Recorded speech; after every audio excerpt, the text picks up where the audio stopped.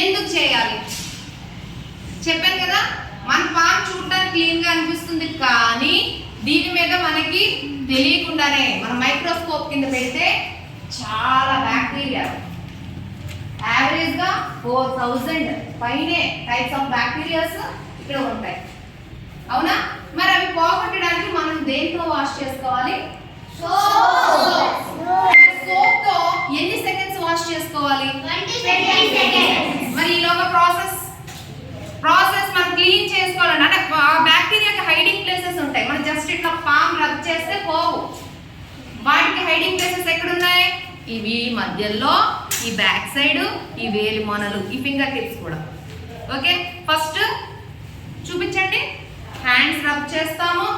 Next ఈ మధ్యలో, ఈ వేలి మధ్యలో కూడా అంటాము. బ్యాక్ సైడ్, ఈ బ్యాక్ సైడ్. నెక్స్ట్ ఇంకా ఏం మిగిలి? ఫింగర్స్. ఎవ్రీ ఫింగర్ ని జస్ట్ క్లీన్ చేసుకుంటాం. Every finger.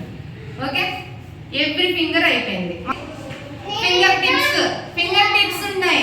ఈ ఫింగర్ టిప్స్ ని ఇట్లా ఇలా మళ్ళీ లాస్ట్ ఫైనల్ టచ్. ఓకే, ఇప్పుడు మనం చక్కగా కడుక్కుంటే మనకి సూపర్ క్లీన్ హ్యాండ్స్ వచ్చేసినట్టేనా? ఇప్పుడు మనకి హ్యాండ్స్ క్లీన్ చేశాక మళ్ళీ నేను ఏం చేస్తానో తెలుసా?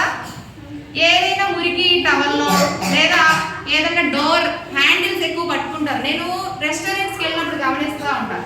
చక్కగా హ్యాండ్ వాష్ చేస్తారు, మళ్ళీ ఏదైనా ఈ హ్యాండిల్స్ అయినా పట్టుకుంటారు. చాలా మంది తాకిన హ్యాండిల్స్ కదా, దాని నిండా మళ్ళీ క్రిములు ఉంటాయి.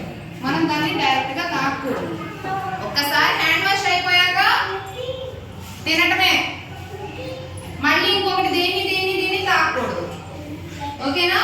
అది మీరు చాలా కాన్షియస్ గా ఉండాలి.